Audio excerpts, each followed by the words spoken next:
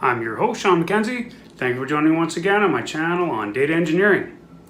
In this episode, we're going back to our Python playlist, and we're going to take a journey from Excel to SQLite and back again to show just how easy it is to move data back and forth between Excel and SQLite, where you can do some really big transformations and have some really great ETL work that you can do there before you output your data back into Excel for readability and other things. Let's get to it. Okay, so a round trip from Excel to SQLite today, going into SQLite and then back out to Excel again in a transformed state. And you can see this is an Excel file I have called project data that's in the same folder as my Python script, and it has some task IDs and actions and suggestions and statuses in there with some descriptions. You'll notice that there is a header row at the top and there's a row at the very bottom that doesn't seem to be attached to anything. I'm going to leave that in there just to show you how this process will expect to see a table, and it'll take what it can from the Excel sheet that looks like a table. And so what we can do first is we're going to start a new file here in Python, and I'm kind of using the default sort of Python installation from python.org, and I've added some goodies like pandas and SQLite actually sort of comes with it, which is great. That's one of the reasons why it's so nice to do data analysis and data transformations in Python with SQLite because it's all integrated. There's nothing you need to do. Pandas you need to do an import on, but SQLite 3 is included, and it's really awesome. So we're going to import SQLite 3, and we'll import pandas as PD. And I'm just going to give some feedback saying we're going to start this file, and then I'm going to set a connection equal to none. And this file name we're going to grab here, I'll put the R in front. That's going to allow those backslashes for my Windows system here. And I'm going to go to the C drive in my dev folder, and I've got my SQLite.db. That's my SQLite database. Now, if that database wasn't there when we create the connection, it will automatically create it for you, which is awesome. That's a nice feature of SQLite 3. And then we can do a try except block, and we're going to use finally as well to make sure that our database connection gets closed. And our first line in there, we're going to do our data frame equals pd.readSQL, or pardon me, readXL, and we're going to grab that project underscore data.xlsx. We're going to use header as the first row, which is 0, and then the engine we're going to use OpenPyXL, which is going to allow us to use the XLSX format. Now, if you have an XLS file, it might open it without the engine argument. You can try that, and we'll print off the head of that. We're going to go print dataframe.head. We'll do the first 10 rows, and then we'll do an exception as E. We'll just print that out if we have an error, which I probably will, because I make spelling mistakes all the time. And then finally we'll do, if we've got a connection, we'll make sure that's closed to the database so we don't leave anything open there, and then we'll print done at the very end. So that allows us to use that readXL method, and we're going to get that project data with the header that we want, and the engine we're going to use is OpenPyXL. So what we'll do is I'm just going to hit F5 here, and that's going to print off the df.head, and that's going to print off the head 10 rows.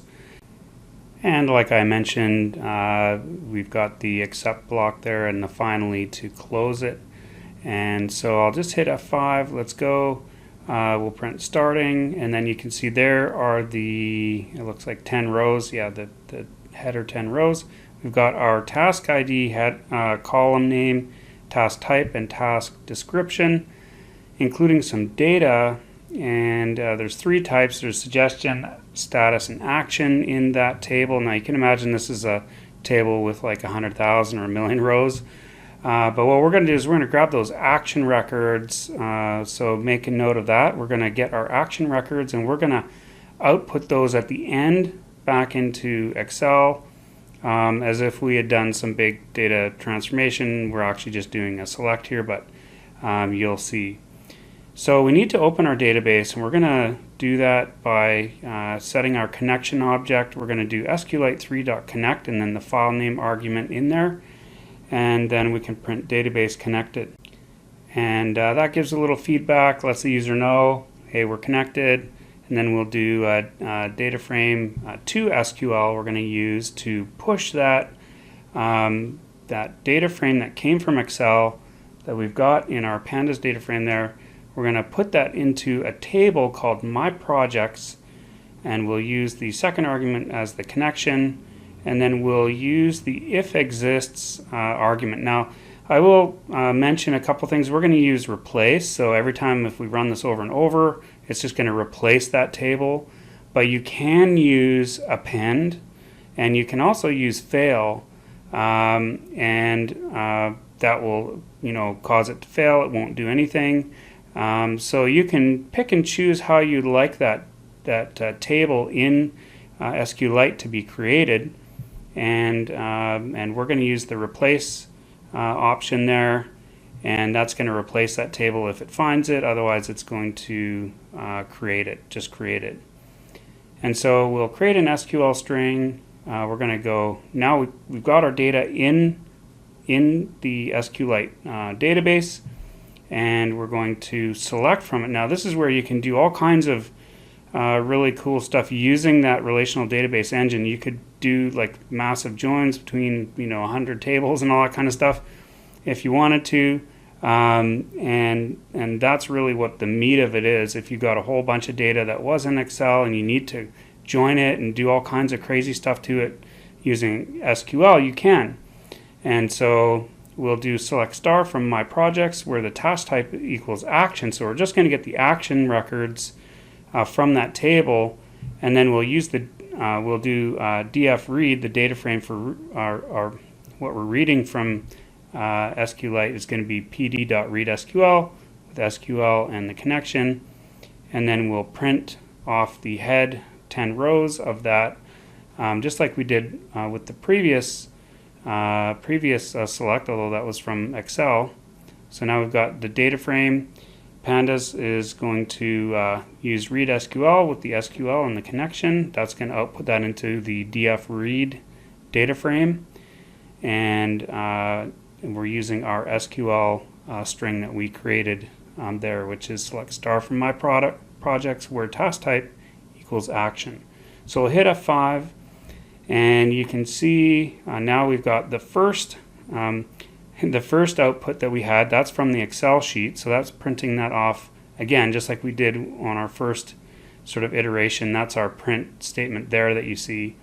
And then the second one is from the new table in SQLite, and we're printing off.